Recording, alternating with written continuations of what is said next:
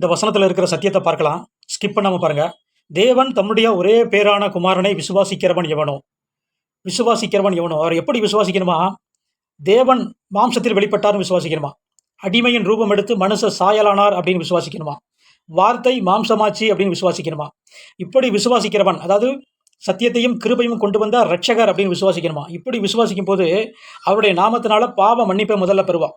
அதான் பாசனா, இயேசுங்கிற நாமத்தில் அவன் பாவ மன்னிப்பை பெறுவானா. அப்படி பாவ மன்னிப்பை பெறுகிறவன் எவனோ அவன் கெட்டு போகாமல்னா அவன் பாவம் செய்யாமல் இருக்கணும். பரிசுத்தத்தை கொடுக்க வந்தாராம். எப்படி? தன்னுடைய வார்த்தையின் மூலம்.